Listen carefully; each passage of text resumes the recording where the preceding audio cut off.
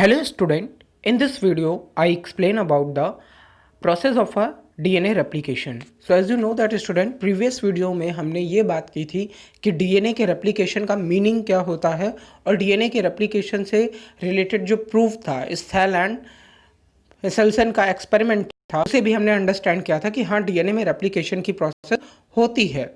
लेकिन इस वीडियो में हम ये अंडरस्टैंड करने वाले हैं कि डीएनए में रेप्लिकेशन की प्रोसेस होती तो है, लेकिन ये होती कैसे है, क्या चीज़ें हैं, क्या प्रोसेस होगी, इनमें क्या मैकेनिज्म होगी जिसके थ्रू कि डीएनए का रेप्लिकेशन की प्रोसेस डन होती है। So as you know that कि डीएनए का रेप्लिकेशन होना कहाँ है, सो हम बोलते हैं कि डीएनए न्यूक्लियस में प्रेजेंट है।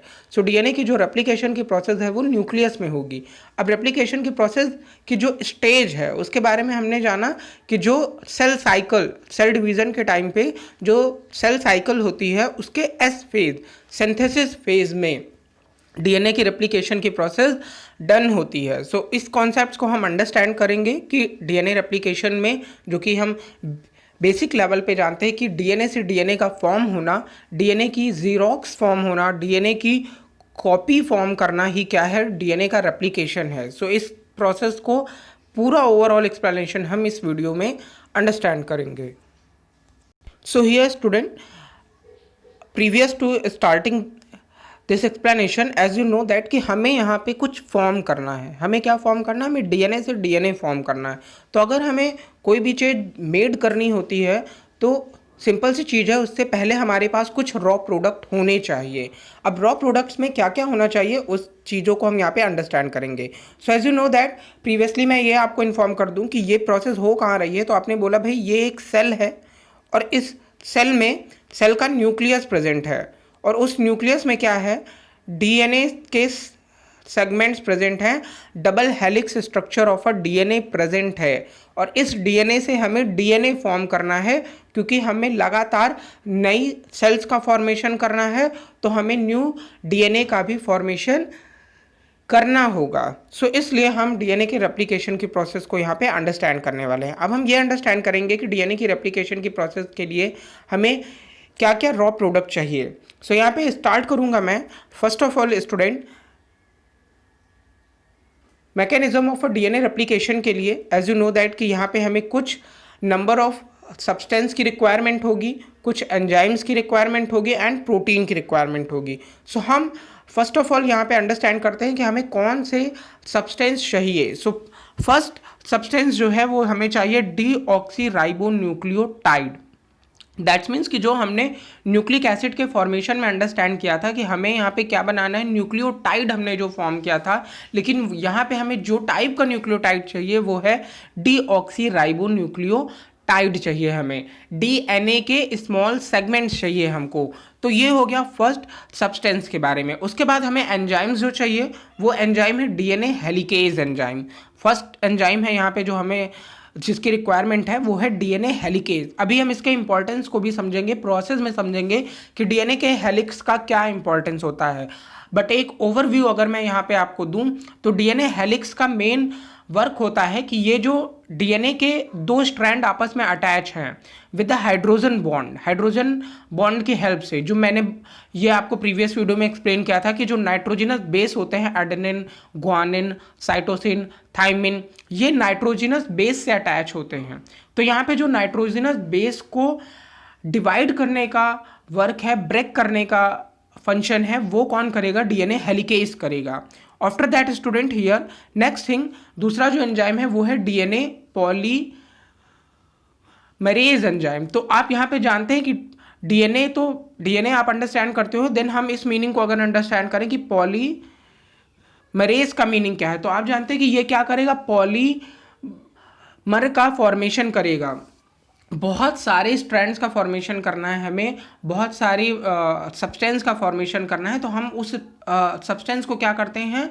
पॉलीमर करते हैं। सो यहाँ पे 3 टाइप के डीएनए के क्या प्रेजेंट होंगे?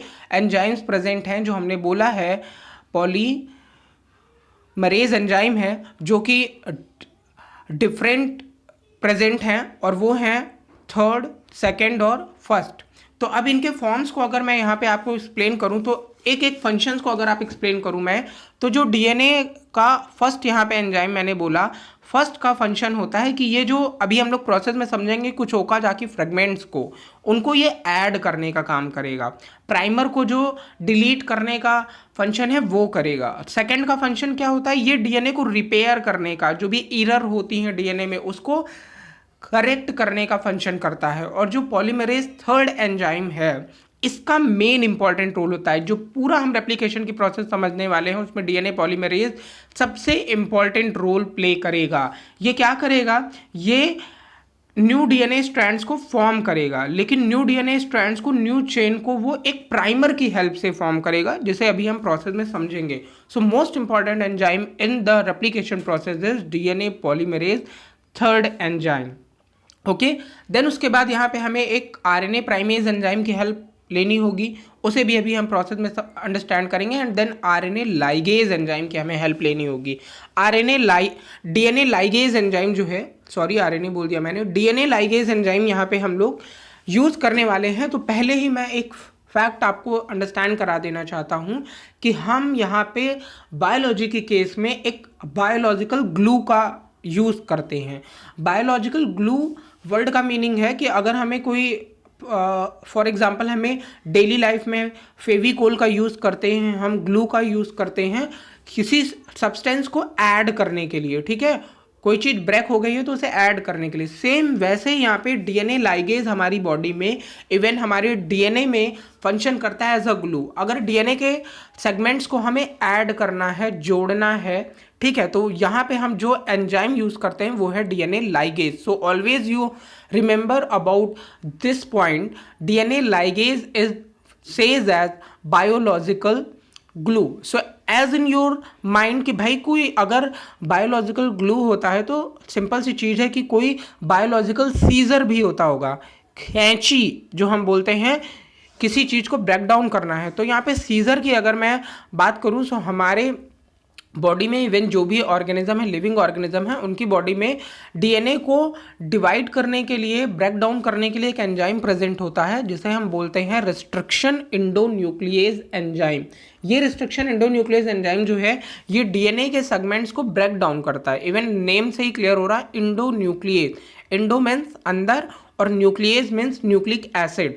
दैट्स मीन्स जो न्यूक्लिक एसिड है, डीएनए है, उसे ब्रेक डाउन करने का जो फंक्शन करेगा वो कौन करेगा, रिस्ट्रिक्शन एंडोन्यूक्लिएज एंजाइम। तो restriction endonuclease enzyme, I hope आप समझ गए होंगे। इसे हम क्या बोल रहे हैं, इसे हम बोल रहे हैं बायोलॉजिकल सीजर बोल रहे हैं। उसके बाद हमें यहाँ पे इस प्रोसेस में एक प्रोटीन की भी रिक्वायरमेंट्स होगी जिसे हम बोलते हैं एसएसबी प्रोटीन।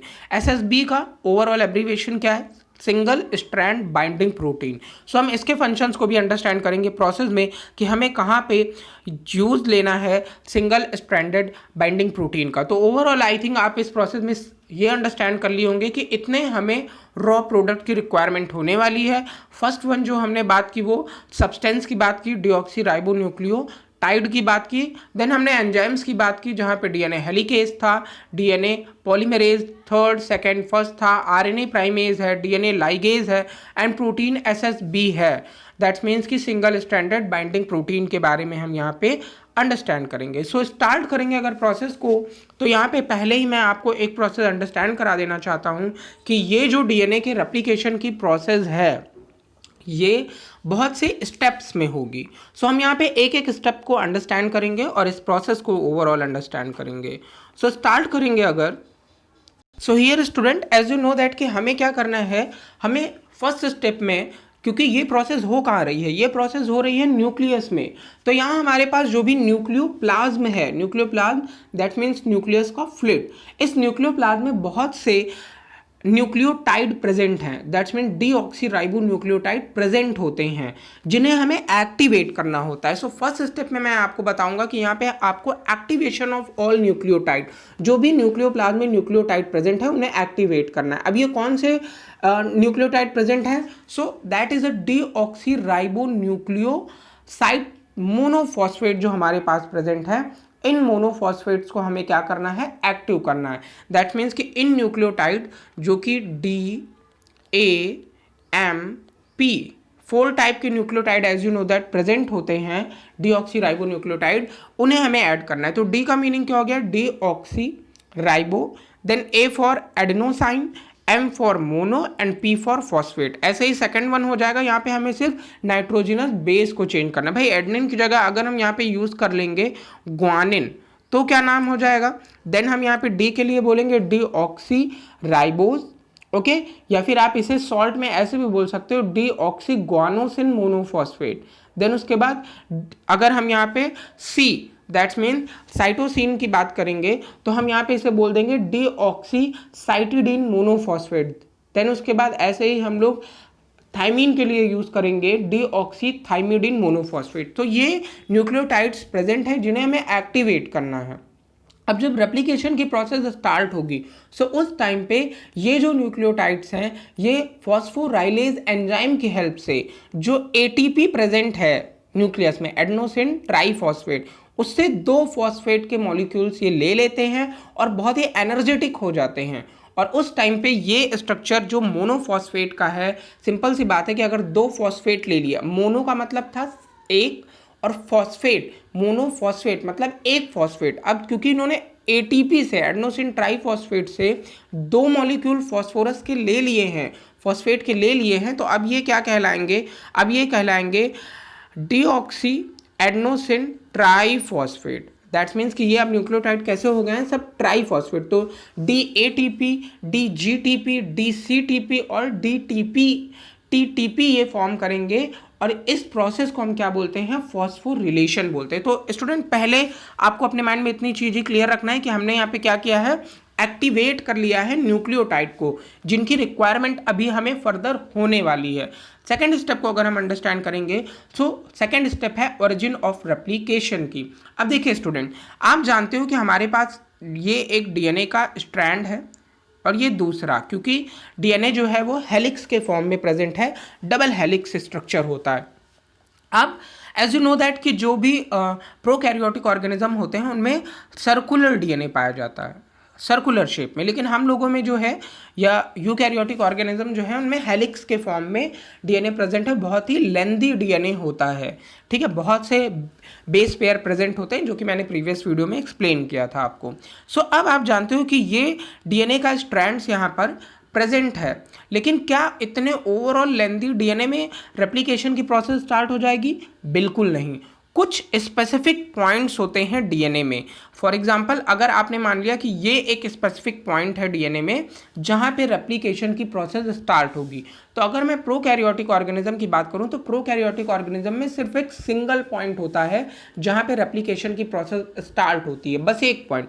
लेकिन अगर मैं यूकैरियोटिक ऑर्गेनिज्म की बात करूँ तो इनमें बहुत से पॉइंट्स होते हैं जहाँ से रेप्लिकेशन की प्रोसेस स्टार्ट होती है। सो स्टूडेंट, ऐसे पॉइंट्स को जहाँ पे रेप्लिकेशन की प्रोसेस स्टार्ट हो रही है, इन पॉइंट्स को हम बोलते हैं ORI, that means origin of replication point, या फिर आप इसे इनिशिएशन पॉइंट भी बोलते हैं, जहाँ से रेप्लिकेशन की प्रोसेस स्टार्ट होनी है। तो इसे हम क्या रेप्लिकॉन भी बोल देते हैं, एक यूनिट रेप्लिकॉन बोल देते हैं। सो यहाँ पे हमने अंडरस्टैंड किया ओरिजिन ऑफ रेप्लिकेशन के स्टेप में कि रेप्लिकेशन की जो डीएनए में प्रोसेस है वो एक स्पेसिफिक पॉइंट पे होगी और ऐसे बहुत से पॉइंट यूकैरियोटिक सेल्स के डीएनए में प्रेजेंट होते हैं और ऐसे पॉइंट्स को हम ORI बोलते हैं, ओरिजिन ऑफ रेप्लिकेशन बोलते हैं। सो हमने सेकेंड स्टेप को भी अंडरस्टैंड कर लिया, ओरिजिन ऑफ रेप्लिकेशन को अंडरस्टैंड किया जहाँ पे रेप्लिकेशन की प्रोसेस स्टार्ट होगी। थर्ड स्टेप में हम यहाँ पे अंडरस्टैंड करने वाले हैं nick cut inclusion in DNA. That's means कि अब देखिए स्टूडेंट, हमारे पास जो डीएनए का स्ट्रैंड प्रेजेंट है वो डबल हेलिक्स के फॉर्म में प्रेजेंट है, ये बात हम समझ ही चुके। हमने एक स्पेसिफिक पॉइंट या कई स्पेसिफिक पॉइंट्स को अंडरस्टैंड किया जहां से रेप्लिकेशन की प्रोसेस स्टार्ट होनी है। अब रेप्लिकेशन की प्रोसेस स्टार्ट करने के लिए हमें यहाँ पे डीएनए को अनकॉइल करना है। अनकॉइल का मीनिंग क्या होता है कि हमें डीएनए के स्ट्रैंड्स को ओपन करना है। जैसे आप देख पा रहे हैं ये एक डीएनए का स्ट्रैंड था और यहाँ पे बहुत सारी अभी कॉइलिंग प्रेजेंट थी, लेकिन मैंने इस सेगमेंट में क्या किया, इसको अनकॉइल कर दिया। दैट मीन्स कि ये जो सुपर कॉइलिंग ऐसे ऐसे फॉर्म थी आपने देखा था, अब इसको मैंने इस स्टेज को क्या कर दिया, ओपन कर दिया है। और यहाँ पे भी सेकेंड स्टेज में भी ये दूसरा पॉइंट है रेप्लिकेशन का जिसे हमने ओपन कर दिया। तो इस प्रोसेस को हम क्या बोलते हैं, अनकॉइलिंग बोलते हैं। और इस प्रोसेस को जो हमने किया है, जिस एंजाइम के हेल्प से किया है, उसे हम बोलते हैं टोपो आइसोमेरेज एंजाइम। देखिए टोपो आइसोमेरेज एंजाइम स्टूडेंट अगर प्रोकैरियोटिक में बात करें तो वहाँ पे हम टोपो आइसोमेरेज को क्या बोलते हैं, डीएनए गायरेज एंजाइम बोलते हैं। लेकिन डीएनए गायरेज हम प्रोकैरियोटिक के केस में बोल रहे हैं, यूकैरियोटिक के केस में हम इसे क्या बोलेंगे, टोपो आइसोमेरेज, जो कि क्या करेगा, निक करेगा, कट करने का काम, इंक्लूजन इन डीएनए करने का काम टोपो आइसोमेरेज करता है, अनवाइंडिंग करने का काम टोपो आइसोमेरेज करता है। दैट मीन्स इसे हम हिंदी में जो है, जो सुपर क्वाइलिंग फॉर्म है उसे अनक्वाइलिंग करने का जो मेन फंक्शन है वो कौन कर रहा है, टोपो आइसोमेरेज कर रहा है। तो आई होप आप इतनी बात को अंडरस्टैंड कर लिए होंगे। अब इतने लंबे डीएनए के लेंथ को तो हम नहीं समझ सकते, तो हमने क्या किया कि हमने बोला भाई ये डीएनए था और इस डीएनए के स्ट्रक्चर में हमने क्या किया, अनक्वाइलिंग जब फॉर्म की तो ये कुछ ऐसा स्ट्रक्चर बन गया। ठीक है, इसके आगे भी डीएनए का स्ट्रैंड है, ठीक है, लेकिन हम उसे उतनी प्रोसेस को नहीं अंडरस्टैंड कर रहे हैं, हम सिर्फ इतने में अंडरस्टैंड कर रहे हैं कि ये हमने अनक्वाइल कर दिया टोपो आइसोमेरेज। अब स्टूडेंट आप खुद सोचो कि अगर हमने इस डीएनए के स्ट्रैंड्स को ओपन किया है, अनक्वाइल किया है, तो क्या एक टेंशन नहीं फॉर्म होगा? भाई हम लगातार इस स्टेप को खोलते जाएंगे, अगर हम इसे खोलते जाएंगे तो यहाँ पे इन सेगमेंट्स में सुपर कॉइलिंग फॉर्म होगी, एक टेंशन फॉर्म होगी। तो इस टेंशन की वजह से ये डीएनए के स्ट्रैंड हमारे ब्रेक डाउन ना हो जाएं, ये जो हमारे डीएनए के स्ट्रैंड हैं वो ब्रेक डाउन ना हो जाएं, इसलिए हम यहाँ पे टोपो आइसोमेरेज एंजाइम ही यूज़ करेंगे जो कि इनके टेंशन को घटाएगा, डिक्रीज करेगा। तो टोपो आइसोमेरेज के दो फंक्शन हमने समझे। मोस्टली यहाँ पे टोपो आइसोमेरेज के जो दो टाइप होते हैं, topo isomerase first and topo isomerase second, इनके फंक्शन को अगर हम अंडरस्टैंड करें तो ये क्या करते हैं, डिवीज़न को कॉज करते हैं, ब्रेकडाउन कॉज करते हैं। कहाँ पे कॉज करते हैं, तो जो भी शुगर फॉस्फेट का बॉन्ड है, फॉस्फोडाइस्टर बॉन्ड जो प्रेजेंट होता है न्यूक्लियोटाइड में, उसे ब्रेक करने का काम करेगा। और ब्रेक करने का मेन रीज़न क्या है कि जो टेंशन फॉर्म हो गया है, सुपर क्वाइलिंग फॉर्म हो गई है, उसे रिलीज करने के लिए। देन उसके साथ ही साथ जो दूसरा मेन फंक्शन ये करते हैं टोपो आइसोमेरेज, वो सील करने का काम, जो इन्होंने जहाँ से डिवाइड किया, मान लीजिए यहाँ से डिवाइड किया है टेंशन को घटाने के लिए, सो ये सीलिंग करने का काम भी करते हैं, ऐड करने का भी काम करते हैं टोपो आइसोमेरेज। सो ये मेन फंक्शन है टोपो आइसोमेरेज का। सो हमने यहाँ पे थर्ड स्टेप भी अंडरस्टैंड कर लिया, अनक्वाइलिंग के फंक्शन को भी अंडरस्टैंड किया। अब अनवाइंडिंग ऑफ अ डीएनए की प्रोसेस हमने यहाँ पे टोपो आइसोमेरेज की हेल्प से की, लेकिन अब उसके बाद हमें यहाँ पे क्या करना है, हमें एक और स्टेप करना है कि जो भी हमारे डीएनए के स्ट्रैंड्स थे, जो यहाँ पे super coiling form, that's means कि ये स्ट्रक्चर ओपन तो हो गए थे, लेकिन अभी भी इनके बीच में हाइड्रोजन बॉन्ड, जो नाइट्रोजनस बेस प्रेजेंट है, दैट्स मीन्स कि अगर मैंने यहाँ पे बोला कि यहाँ पे एडेनिन प्रेजेंट है तो इसके अपोजिट थाइमिन, आप जानते हैं एडेनिन जो है वो थाइमिन से अटैच होगा डबल हाइड्रोजन बॉन्ड से। ग्वानिन अगर यहाँ पे प्रेजेंट है तो यहाँ पे साइटोसिन प्रेजेंट होगा जो कि ट्रिपल हाइड्रोजन बॉन्ड से अटैच है। ये बॉन्ड अभी ब्रेक नहीं हुए हैं, ये अभी हेलिक्स का स्ट्रक्चर ओपन नहीं हुआ है, सिर्फ अनक्वाइल हुआ था। अब हमें क्या करना है, इसे अनवाइंडिंग करना है। अनवाइंडिंग का मतलब क्या हुआ कि जो हेलिक्स है उसे हमें ओपन करना है। अब ये ओपन कैसे होगा, इस प्रोसेस को भी हम यहाँ पे अंडरस्टैंड कर लेंगे। तो आपको याद है मैंने एक हेलिकेज एंजाइम बताया था कि एक हेलिक्स डीएनए हेलिकेज एंजाइम यहाँ पे हम यूज़ करने वाले हैं जो कि अनवाइंडिंग में हेल्प करेगा। अब क्या करता है हेलिकेज एंजाइम, तो आपने यहाँ पे अंडरस्टैंड किया कि हमने ये डीएनए के स्ट्रैंड्स को ओपन किया था, अभी भी यहाँ पे हाइड्रोजन बॉन्ड्स जो है प्रेजेंट है जो कि ऐड हैं, ठीक है। अब यहाँ पे हमने हेलिकेज एंजाइम यूज़ किया। स्टूडेंट रिफर करना, नेम पे फोकस करना, helicase, helicase, helix erase, okay.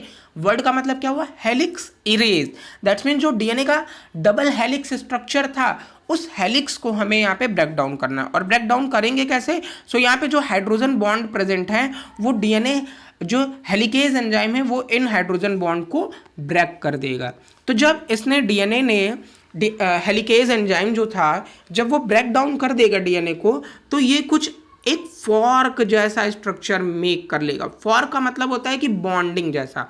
अब देखिए यहाँ पे अभी भी अटैचमेंट है, ठीक है, और ये जो आप देख रहे हो ये फॉर्क जैसा स्ट्रक्चर है, ये प्रेजेंट है। इनके बीच में हाइड्रोजन बॉन्ड जो है वो ब्रेक हो गया। अब यहाँ पे अब अपनी तरफ से एडेनिन, साइटोसिन, ग्वानिन, थाइमिन सब ओवरऑल प्रेजेंट है, और यहाँ पे भी इनके complementary structure, that's mean thymine, guanine and cytosine and adenine के स्ट्रक्चर प्रेजेंट है और इनके बीच में अब कोई हाइड्रोजन बॉन्ड प्रेजेंट नहीं है। देन उसके बाद तो हमने इस अनवाइंडिंग ऑफ अ डीएनए की प्रोसेस को भी अंडरस्टैंड कर लिया।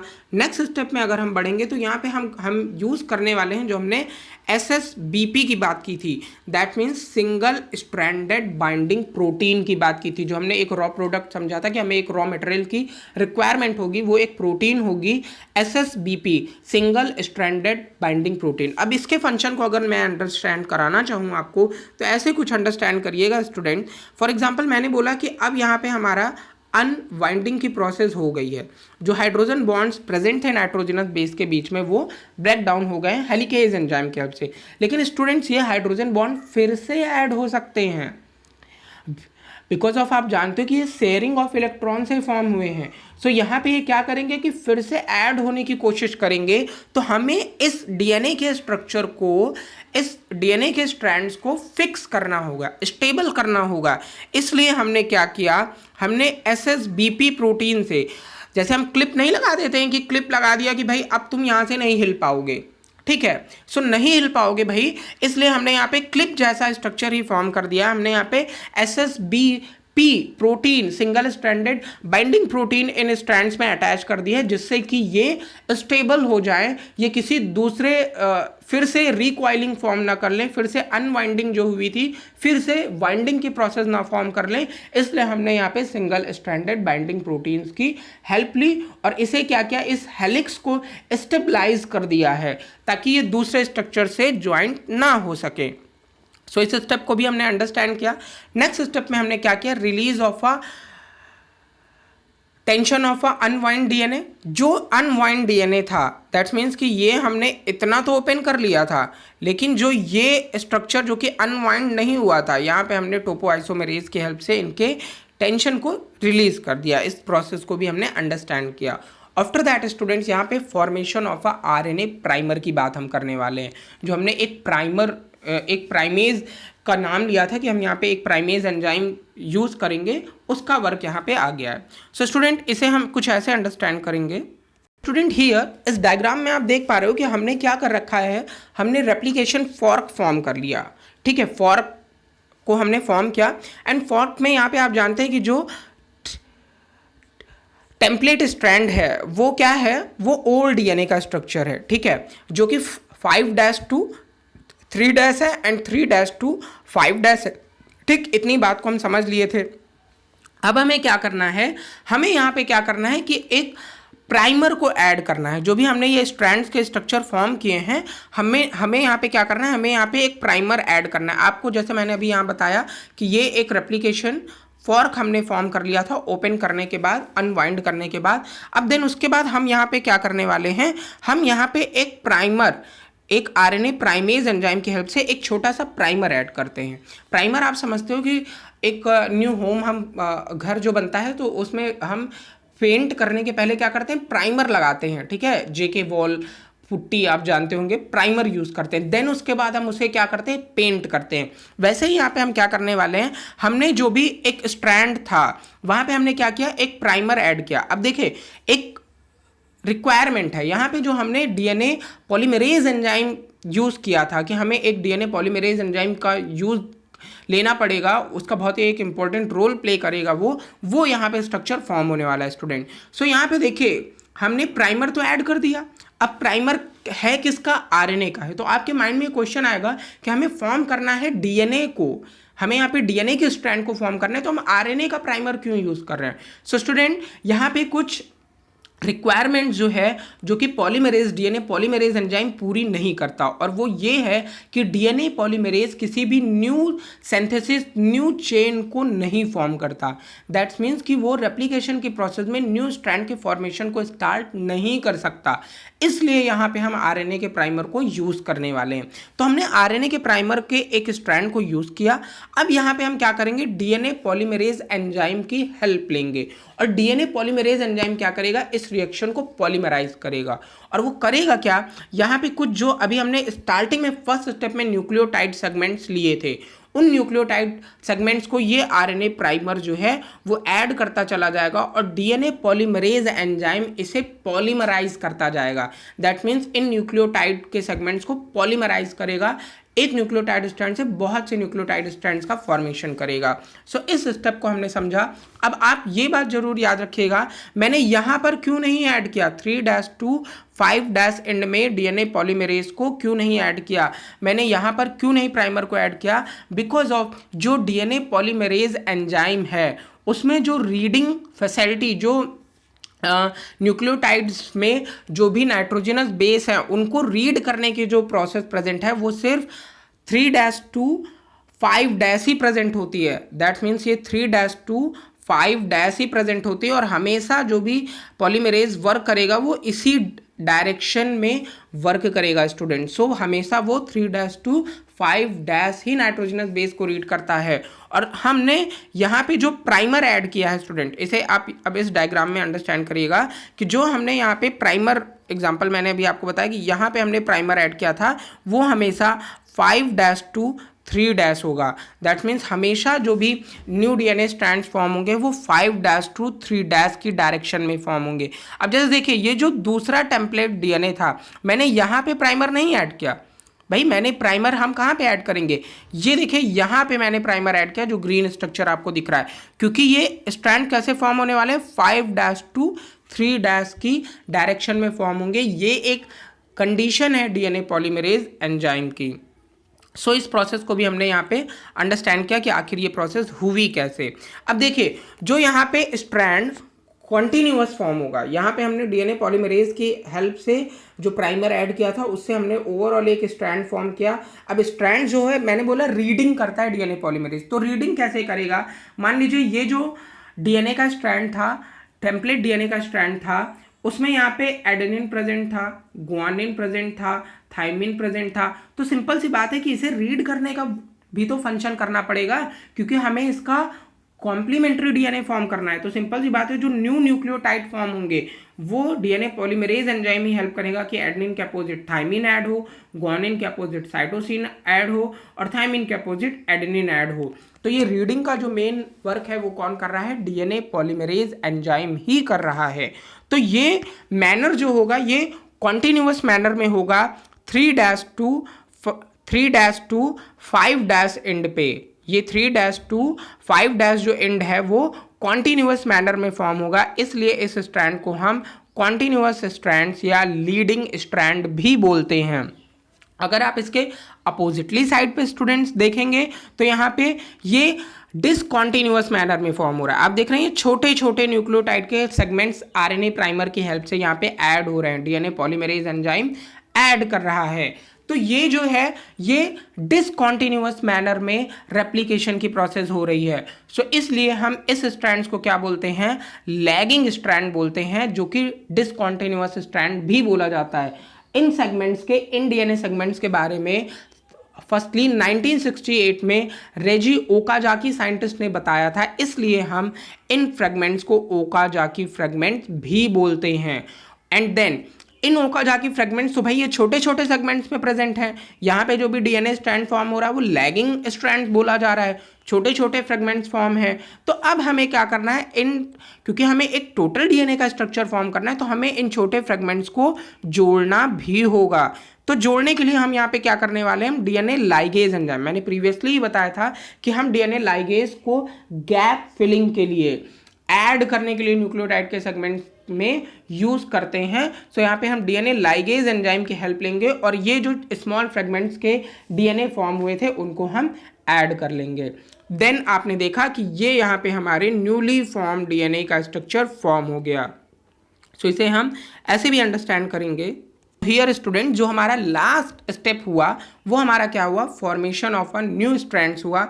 जो हमने ओवरऑल प्रोसेस की, ये रेप्लिकेशन फॉर्क मेड किया था, हमने यहाँ पे लीडिंग स्ट्रैंड और लैगिंग स्ट्रैंड्स को फॉर्म किया और न्यू डीएनए के स्ट्रैंड्स को फॉर्म कर लिया। अब ऐसे ही लगातार स्टूडेंट ये प्रोसेस जो है आगे की तरफ इंक्रीज होती जाएगी। धीरे धीरे ये जो डीएनए के स्ट्रक्चर हैं वो उनके हेलिक्स ओपन होते जाएंगे, हाइड्रोजन बॉन्ड ब्रेक डाउन होते जाएंगे और रेप्लिकेशन की प्रोसेस लगातार डीएनए के स्ट्रैंड्स में आगे बढ़ती चली जाएगी। इसे अगर मैं आपको एक नेक्स्ट स्टेप के थ्रू समझाऊं या एक बार हम फिर अगर इसे रिवाइज करें तो आप अच्छे से अंडरस्टैंड कर पाएंगे। So here listen carefully student, first step में हमने क्या किया था, मैंने आपको बताया कि फर्स्ट स्टेप में हम हेल्प लेने वाले हैं। हम एक स्पेसिफिक पॉइंट होगा जहाँ पे डीएनए में रेप्लिकेशन की प्रोसेस स्टार्ट होगी, इसे हम ओआरआई बोलेंगे। ओके, देन उसके बाद इस ओरिजिन वाले पॉइंट पे हम डीएनए को क्या करेंगे, अनवाइंड करेंगे, ब्रेक करेंगे हाइड्रोजन बॉन्ड को।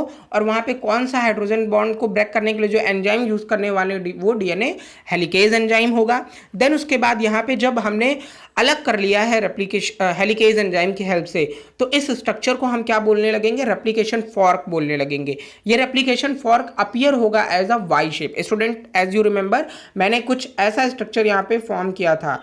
अब क्या ये आपको वाई जैसा नहीं लग रहा है, वाई जैसा नहीं लग रहा है? सो ये वाई शेप में रेप्लिकेशन फॉर्क का स्ट्रक्चर फॉर्म होगा। देन उसके बाद जो ओल्ड डीएनए का स्ट्रक्चर होगा उसे हम क्या बोलेंगे, टेम्पलेट डीएनए बोलेंगे, जो कि न्यू स्ट्रैंड्स की डीएनए की सिंथेसिस में हेल्प करेगा। देन अनवाइंडिंग जो हमारे पास स्ट्रैंड था वो रीजॉइन ना हो जाए, इसलिए हम SSB protein, single stranded binding protein की हेल्प लेंगे। देन उसके बाद जो न्यू डीएनए स्ट्रैंड फॉर्म होने वाले हैं वहाँ पे जिन एंजाइम के हम हेल्प लेंगे वो डीएनए पॉलीमरेज थर्ड एंजाइम की हेल्प लेंगे। ये क्या करेगा, ये न्यू न्यूक्लियोटाइड स्ट्रैंड्स को ऐड करेगा। आपको पता है न्यूक्लियोटाइड स्ट्रैंड हमें कहाँ मिला, न्यूक्लियोप्लाज्म में मिला था। और यहाँ पे क्या करेगा, ये कॉम्प्लीमेंट्री बेस पेयरिंग के थ्रू की हेल्प से इसे फॉर्म करेगा। दैट मीन्स कि मैंने आपको बताया था कि ये रीड करने का भी वर्क करेगा। नेक्स्ट अगर मैं यहाँ पे आपको बताऊँ तो जो डीएनए पॉलीमरेज थर्ड एंजाइम था, मैंने आपको बताया कि वो हमेशा जो न्यू सिंथेसिस स्ट्रैंड की करने वाला है वो 5 to 3' डायरेक्शन ही करेगा। ऑलवेज रिमेंबर स्टूडेंट, 3' to 5' पे सिंथेसिस नहीं करेगा, वो सेकेंड स्ट्रैंड से में सिंथेसिस नहीं कर रहा है, वो सिर्फ यूनिडायरेक्शनल 5 to 3' सिंथेसिस करेगा। देन उसके बाद the synthesis of a new strand of for the parent template strand having 3 to 5' and is continuous. और जो 3 to 5' एंड होगा जहां से उसने फॉर्म करना शुरू किया, जो भाई हमने प्राइमर ऐड किया था वो 3' to 5' एंड ही तो था, ठीक है। तो उस स्ट्रैंड्स में जो हमने बोला कि जो प्राइमर ऐड हुआ है वो 3 to 5' की डायरेक्शन में ही तो ऐड हुआ था। सो उस स्ट्रैंड्स को हम क्या बोलेंगे, लीडिंग स्ट्रैंड्स बोलेंगे, ठीक है। देन उसके बाद जो 5 to 3' एंड था, डिसकॉन्टिन्यूअस था, उसे हम क्या बोलेंगे, लैगिंग स्ट्रैंड बोलेंगे या ओकाजाकी सेगमेंट बोलेंगे। Then during the formation of a Okazaki fragment हमें एक प्राइमेज, आरएनए प्राइमेज की हेल्प से हमने आरएनए प्राइमर को ऐड किया था, ताकि हम, क्योंकि पॉलीमरेज डीएनए पॉलीमरेज थर्ड के पास ये पावर नहीं है कि वो न्यू डीएनए के स्ट्रैंड फॉर्म कर सके, इसलिए हमने यहाँ पे प्राइमर, आरएनए प्राइमर की हेल्प ली। नेक्स्ट वन हमने क्या किया, हमने डीएनए पॉलीमरेज थर्ड की हेल्प से कॉन्टिन्यूअसली सिंथेसिस की एंड ओकाजाकी फ्रेगमेंट्स की सिंथेसिस भी की, जो कि 5 to 3' डायरेक्शन में प्रेजेंट थे। देन उसके बाद एट द एंड हमने क्या किया कि आरएनए प्राइमर जो है वो रिप्लेस कर दिया जाएगा डीऑक्सीराइबोन्यूक्लियोटाइड्स की हेल्प से। और यहाँ पे जो हम एंजाइम लेने वाले हैं वो डीएनए पॉलीमरेज, क्योंकि मैंने आपको पहले ही बताया था कि भाई हम डीएनए के स्ट्रैंड को फॉर्म कर रहे हैं तो आरएनए की हेल्प क्यों ले रहे हैं, आरएनए के प्राइमर की हेल्प क्यों ले रहे हैं, क्योंकि डीएनए पॉलीमरेज रिएक्शन को स्टार्ट नहीं कर पा रहा है बट फॉर्म तो वही कर रहा है। तो हमने क्या किया कि यहाँ पे जो डीएनए पॉलीमरेज फर्स्ट था, मैंने स्टार्टिंग में ही आपको डीएनए पॉलीमरेज फर्स्ट का फंक्शन बताया था कि डीएनए पॉलीमरेज फर्स्ट जो एंजाइम है वो क्या कर रहा है, वो प्राइमर को निकालने का वर्क कर रहा है, ठीक है, ओकाजाकी फ्रेगमेंट्स को ऐड करने का वर्क कर रहा है, और पॉलीमरेज जो आरएनए प्राइमर है उसे रिलीज करने का वर्क कर रहा है। तो ये डीएनए पॉलीमरेज फर्स्ट फंक्शन करेगा। देन उसके बाद जो ओकाजाकी फ्रेगमेंट्स हैं उन्हें ज्वाइन करेगा डीएनए लाइगेज के एंजाइम की हेल्प से। देन उसके बाद हमने अंडरस्टैंड किया कि जो डीएनए पॉलीमरेज सेकंड है, अब वो क्या करेगा कि जो न्यूली फॉर्म डीएनए बन गया है, हमने जो 2 न्यू स्ट्रैंड्स फॉर्म कर लिए हैं, वो रीड करने का वर्क कि वो सही है या नहीं है, जो चेक करने का वर्क होगा वो कौन करेगा, डीएनए पॉलीमरेज सेकंड करेगा, और यहाँ पे न्यू डीएनए स्ट्रैंड फॉर्म हो जाएंगे। सो आई होप स्टूडेंट्स आप इस वीडियो की हेल्प से रेप्लिकेशन की प्रोसेस को अंडरस्टैंड कर पाए होंगे। अगर आपको कहीं भी प्रॉब्लम आ रही है इस वीडियो को अंडरस्टैंड करने में, तो आप इसे फिर से दोबारा से वीडियो को देखिए, क्योंकि न्यू टॉपिक है और न्यू थिंग्स हैं इनमें। रेप्लिकेशन की प्रोसेस इंपॉर्टेंट भी बहुत है, इसलिए आप बार बार इन वीडियोस को जहां भी आपको प्रॉब्लम हो पॉज करके फिर से बैक स्पेस में जा करके आप फिर से वीडियो को वॉच करिए।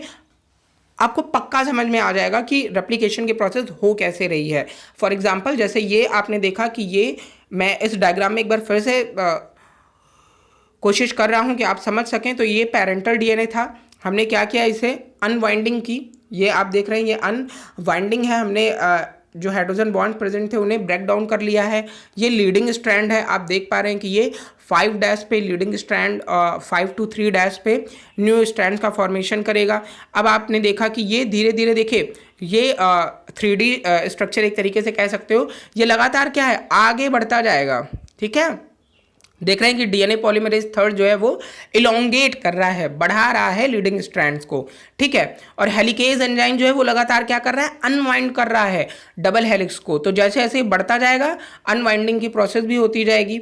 ठीक है, टोपो आइसोमेरेज यहाँ पे प्रेजेंट होगा, जो कि क्या करेगा, ये जो भी टेंशन फॉर्म हो रहा है उसे ये क्या करेगा, ब्रेक डाउन करेगा। ठीक है, देन यहाँ पे आप देख रहे हो कि फिर से ये क्या है, प्राइमर अटैच हो गया है। ये जो स्ट्रक्चर आप देख रहे हो ये क्या है, प्राइमर अटैच हो रहा है। आरएनए प्राइमेज जो कि मेक कर रहा है प्राइमर को, देख लीजिए आप, ये यहाँ पे प्राइमर अटैच हो रहा है और इस सेगमेंट में भी फॉर्म हो रहा है और ओकाजाकी फ्रेगमेंट्स का फॉर्मेशन कर रहे हैं। तो यहाँ पे single stranded DNA binding protein present है, जो कि अवेलेबल है आरएनए में, जो कि फॉर्म कर रहे हैं नए स्ट्रक्चर को, और वो कौन है, डीएनए पॉलीमरेज थर्ड है। सो आई होप आप अंडरस्टैंड कर पाए होंगे इस पूरी प्रोसेस को। So thank you student.